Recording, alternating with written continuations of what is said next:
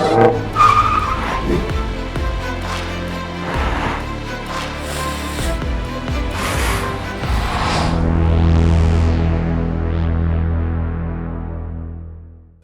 हिंदुस्तानी car market में खासकर electric vehicle के सेगमेंट में एक बिल्कुल नई तरह की एंट्री हम कह रहे हैं, जिसका इंतज़ार काफ़ी दिनों से चल रहा था। और इंतज़ार इस वजह से क्योंकि सभी चर्चा कर रहे थे कि 10 लाख के बैरियर से नीचे की कीमत वाली ईवी कब आएगी। अब वो ऑलमोस्ट आ गई है, क्योंकि जो डिलीवरी है वो 2023 से आप शुरू। बहुत बहुत शुक्रिया हमसे हमारे लिए वक्त आपने निकाला। पहला सवाल तो हम यही जानना चाहेंगे कि आपने अभी लॉन्च कर दिया है और अभी आपने 3 महीने का वक्त लिया है लॉन्च के लिए। क्या सोच है, किस तरह का प्रोडक्शन प्लान है और कोई ख़ास वजह? देखिए 3 महीने पहले हम लोग चूँकि एक कार लाना चाहते थे जो कि काफ़ी कंपेलिंग वैल्यू प्रोपोजिशन है, फीचर रिच कार, इलेक्ट्रिक, एक अच्छे दाम पर। हमें ये भी टेस्ट करना था कि इसकी डिमांड कितनी होगी, ताकि अगर प्रोडक्शन प्लान में हमें एडजस्टमेंट करने की ज़रूरत पड़े तो हमें रिस्पॉन्स टाइम मिले। तो जैसा हम बोल रहे हैं कि ये अगला 3 महीना जो है हमारे लिए डिमांड डिस्कवरी फेज़ है। इसमें हमें एक साइजिंग पता चल जाएगी कि इंटरेस्ट कितना है और कितना सस्टेन हो पाएगा। तो इस कारण से भी हमने इसको 3 महीने पहले इसकी प्राइस के साथ इसको अनाउंस किया, ताकि हमें कस्टमर भी जो है बहुत इन्फॉर्म्ड चॉइस ले पाए और 3 महीने में मुझे एक फीलर मिल जाए कि इसकी डिमांड कितनी है। हाँ, हम लोग कुछ अजम्पशन के साथ जा रहे थे, एक एस्टिमेशन था हमारा कितना डिमांड होगा, और उसका बेसिस ये था कि हमारे नेक्सॉन और टिगोर में जो हमारी पेनिट्रेशन है उसके बेसिस पर इसकी कितनी पेनिट्रेशन हो सकती है, उसके बेसिस पर हम लोगों ने एक जजमेंट लिया था। हो सकता है वो जजमेंट से ज़्यादा हो, इसलिए हम लोग 3 महीने पहले इसको टेस्ट कर रहे हैं, ताकि अगर कोई एडजस्टमेंट की ज़रूरत हो तो हम लोग कर पाएँ और काफ़ी असुविधा नहीं हो कस्टमर जी। और वो जो हाइपोथेटिकल फिगर था या फिर आपके अभी तक के विजडम या जो भी आपके पास रिसर्च आया, उस हिसाब से जो नंबर्स था वो किस हिसाब से आप देख रहे हैं? क्योंकि आमतौर पर जो भी नई और लोडेड और जिसमें पोटेंशियल ऐसी गाड़ियाँ आ रही हैं, आते ही वो लंबे वेटिंग पीरियड में चली जाती हैं। तो इस हिसाब से कोई ख़ास नंबर आपने अगर शेयर कर सकें? हमारा एस्टिमेशन का लॉजिक ये था कि अभी जैसे अगर टिगोर ईवी और नेक्सॉन ले लें तो इसमें इलेक्ट्रिक व्हीकल की पेनिट्रेशन करीब 20 से 25% है। टियागो ईवी काफ़ी कंपेलिंग प्रोपोजिशन है। अगर मैं बाकी 2 कार से लूँ तो मुझे लगता है कि उस कारण से इसकी पेनिट्रेशन उससे ज़्यादा होनी चाहिए। दूसरा कि अभी मैं 90 सिटीज़ में ऑपरेट कर रहा था। चूँकि टियागो अब छोटे शहरों में भी बिक सकती है, तो हम लोग 170 सिटीज़ में जा रहे हैं।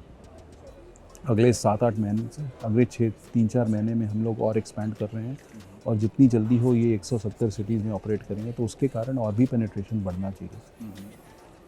तो मुझे लगता है कि अगर 30 से 35% अगर मैं सोचूं तो वो एस्टिमेट बहुत दूर नहीं होगा रियलिटी से।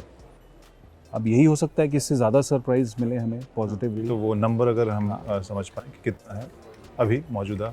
मैं नंबर एक नहीं देना चाहूँगा, क्योंकि इससे गाइडेंस कुछ अलग हो सकता है और इससे बहुत लोग इन्फ्लुएंस हो सकते हैं, मेरे सप्लायर्स और ये लोग।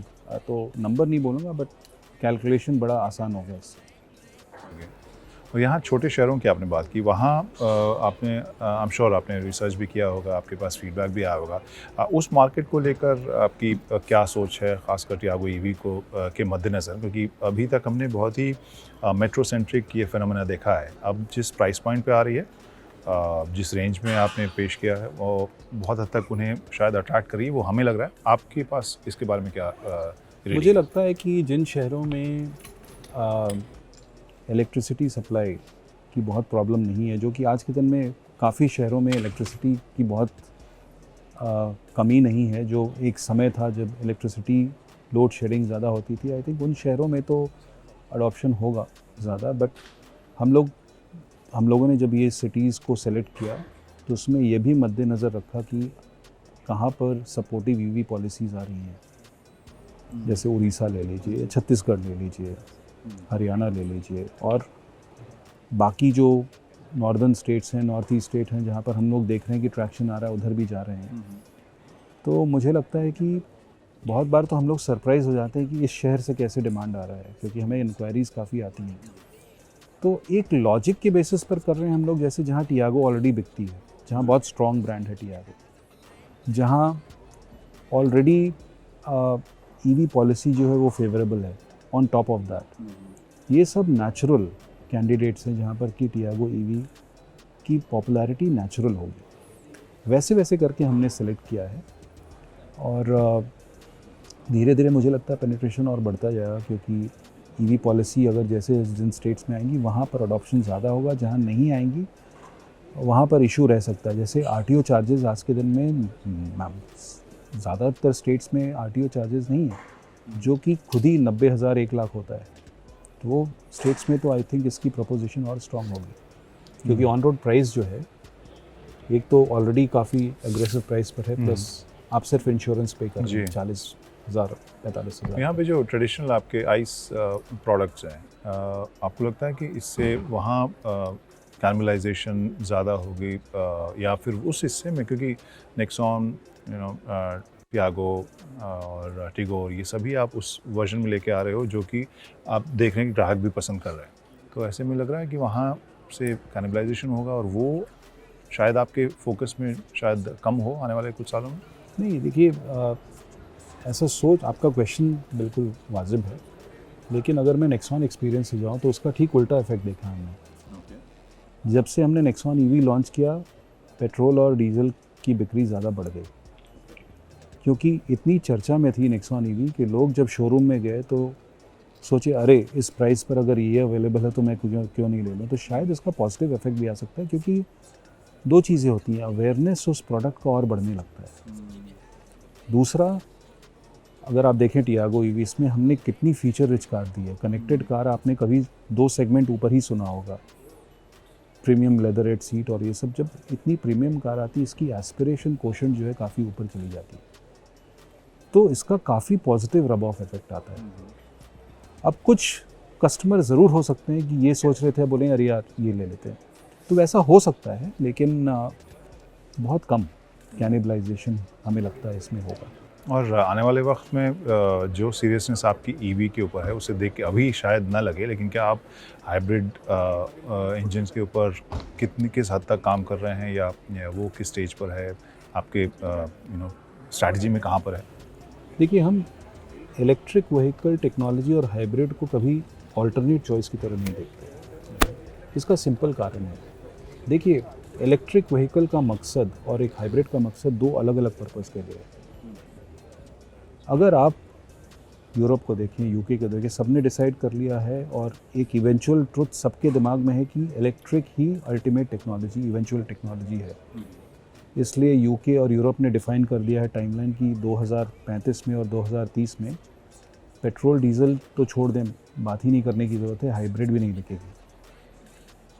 तो यूरोप और यूके से सबको पता चल रहा है कि इवेंचुअली इलेक्ट्रिक रूट है। क्यों? क्योंकि गवर्नमेंट्स पर प्रेशर है COP26 को लेकर। अगर प्लेज हमने लिया है, कमिटमेंट दिया है, तो उस डायरेक्शन में जाना पड़ेगा।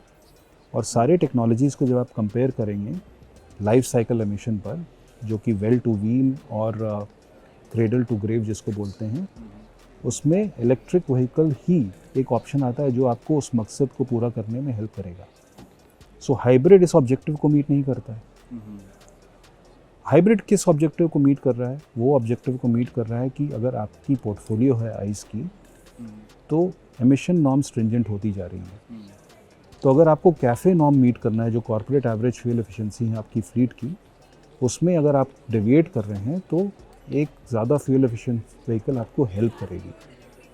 तो उसका पर्पस जो है वो कंप्लायंस के लिए है, रेगुलेशन के लिए, या फ्यूल एफिशिएंसी इंप्रूव करने के लिए। अगर आप डीजल कारें बंद कर दी हैं तो आपके पास ऑल्टरनेटिव एक देना पड़ेगा ना फ्यूल एफिशिएंट कार की।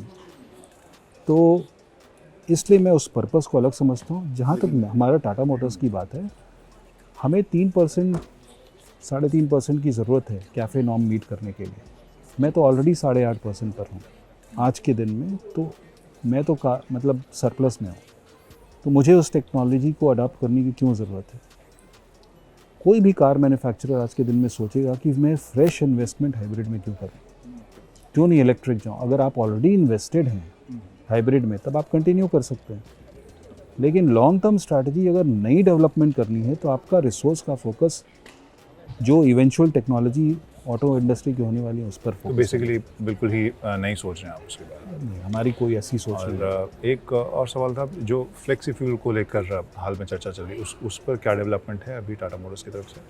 नहीं, फ्लेक्स फ्यूल जो है गवर्नमेंट एक सही दिशा में सोच रही है एनर्जी सिक्योरिटी को लेकर कि हमारी डिपेंडेंस जो फॉसिल फ्यूल से है वो कम होती जाए, मिक्स बढ़ाएं जिससे लोकल शुगर केन इंडस्ट्री से हम जो जनरेट कर सकते हैं उससे हमारा इंपोर्ट डिपेंडेंस कम होगा।